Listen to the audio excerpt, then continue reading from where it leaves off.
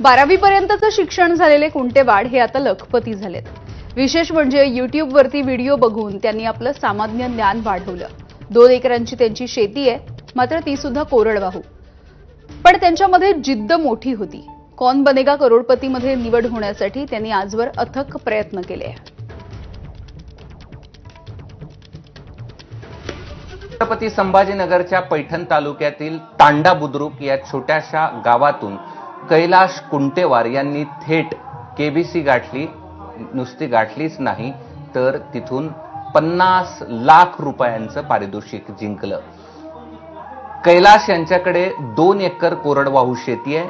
हे जे घर पाहताय पत्र्याचं 10 बाय 10चं 2 खोल्या आहेत आणि या खोल्यामध्ये त्यांचा हा छोटासा संसार.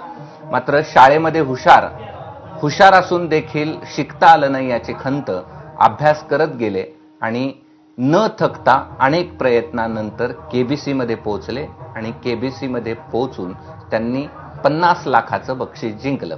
आपल्यासोबत कैलाश, त्याचे वडील, त्यांच्या पत्नी आणि त्यांच्या आई.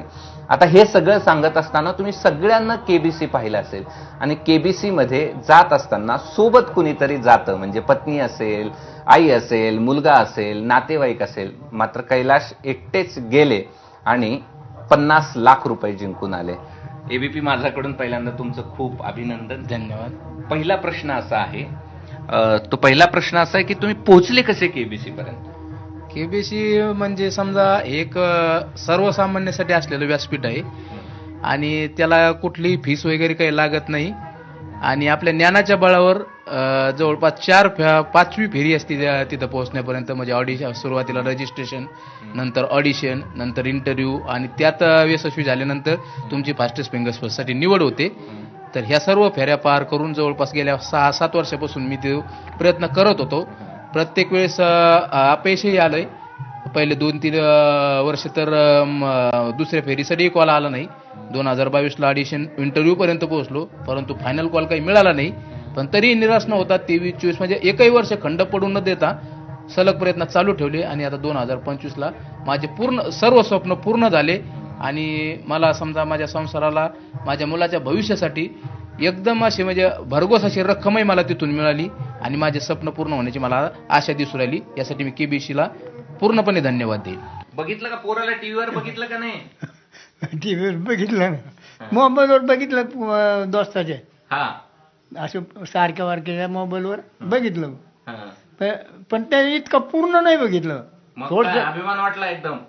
भर वाटलं जरा. हा, ऊर भरून आला. वाटलं होतं का सगळे एवढे 50 लाख रुपये घेऊन नाही, गेले? हा मला वाटतच नव्हतं. मी तर हमेशा त्यांना बोलत होतो हा, की तू निवड क्रिकेटमुळे वायाला गेला. हा. आता त्यानं त्याच्या हिमतीनं कस तरी ते केलं. आता हे बघितलं टीव्हीवर मिस्टरांना हो, तुमच्या? बघितलं ना. हा. म्हणजे अजून शो काही बघितलेला नाहीये, नुसते असे थोडे थोडे इंटरव्ह्यू आलेले तेच बघितले. बरं. खूप आनंद वाटला हे ऐकून. हम्म, इथपर्यंत गेले, इतकी धनराशी जिंकली. हम्म, ऐन वेळेला मुलाच्या शिक्षणासाठी काम आले. हम्म, कारण की जे त्यांचे स्वप्न होते ते काही त्यांना पूर्ण करू शकले नाही. असे त्यांची इच्छा आहे की मुलांना पण ते करावं, हम्म. शिक्षण बी करावं, ते दोन्ही पण करावं. म्हणजे आम्हाला माहिती नव्हती त्यानं तिथं क्लासेस ते लावले म्हणून, पण नंतर माहिती झालं.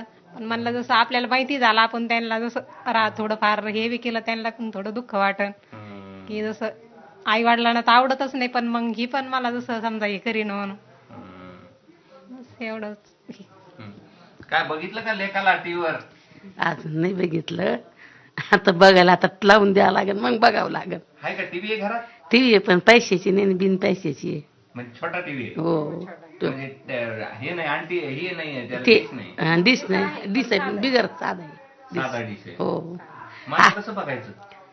आता त्याची इच्छा दाखायची. त्याने जसं दाखेल तसं बघू. आता आपल्याला काही मोबाईल मधलं समजत नाही, त्यानं लावून द्यायला का पाहा लागत आहे. मग हा. मग आता झालं तुमच्या लेकराने पाहिलं तर आम्ही माईचं पोट भरलं. हा. मी त्यानं ऐकूनच पोट भरलं. वाटलं होतं का इथपर्यंत? नाही, इथपर्यंत वाटलं जाईन म्हणून नाही, हम्म. जाईन म्हणून नाही. पण आपल्याला मातेचे उपकार, हा. आई मायबाईचे उपकार, आपले संस्कार चांगले, आपले संस्कारात ते राहिले. आपण जर त्याच्याकडे नुसतं नेत्रानं जर पाहिलं तर ते नेत्राच्या दापात राहिले, त्याला चांगली संस्कार लागले. आताचे लोक केबीसी मध्ये जाऊ इच्छितात, त्यांना तुम्ही काय सांगाल की काय केलं पाहिजे? इतर सर्व जणांना मी सांगू इच्छिन का समजा सर्वसामान्यासाठी असलेला केबीसी मंच आहे, यात कोणीही भाग घेऊ शकते आणि याला जी प्रोसेस आहे एकदम निष्पक्षपातीपणाची असलेली प्रोसेस आहे. याला कुठेही पैशाची गरज नाही आहे. आपल्या ज्ञानाच्या बळावर आपण तिथपर्यंत पोहोचू शकतो आणि निश्चितच आपलं जर ज्ञान असेल, आपल्यात तसा आत्मविश्वास असेल, तर आपण आपले आवश्यक ते सर्व स्वप्न निश्चितच पूर्ण करू शकतो. तर सर्वजणांनी याकडे बघावे आणि अभ्यासावर लक्ष द्यावे आणि निश्चितच आपला स्वप्न पूर्ण करण्याचा प्रयत्न करावा. निश्चित. आपण पाहिलं तर एका खेड्यातल्या एका छोट्याशा व्यक्तीने स्वप्न पाहिलं. खरं तर ते स्वप्न सुरुवात त्या स्वप्नाची होती शिक्षणापासून. शिक्षणात हुशार असताना सुद्धा परिस्थितीमुळे शिकता आलं नाही, म्हणून त्याची खंत बाळगली नाही, प्रयत्न करत गेले. साधनं नव्हती, यूट्यूबवरती शिकत गेले, त्यात जनरल नॉलेज वाढवत गेले. रोजचा 1 तास यूट्यूबवरती दिला आणि स्वप्न होतं केबीसीमध्ये जायचं. त्या केबीसीमध्ये गेले नाही, पोचलेच नाही, तर तिथं घवघवीत यश मिळालं आणि सर्वसामान्य शेतकऱ्यांची मान उंचावली.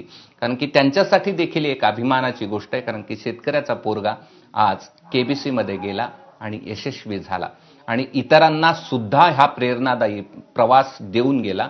आणि ही प्रेरणा प्रत्येकालाच आहे. आणि जर आपण एखादी इच्छा व्यक्त केली, स्वप्न पाहिलं आणि त्या स्वप्नाला मेहनतीचा आणि सत्याचा आधार दिला, की ते स्वप्न कसं सत्यात उतरतं आणि यश मिळतं, त्याचं उत्तम उदाहरण आपल्या समोर आहे आणि हे इतरांसाठी देखील प्रेरणादायी आहे. कॅमेरामन धनंजय दारुंटेसह मी कृष्णा केंडे, एबीपी माझा, पैठण, छत्रपती संभाजीनगर. पुढची एक ब्रेकिंग बातमी येते. नवी मुंबई विमानतळाला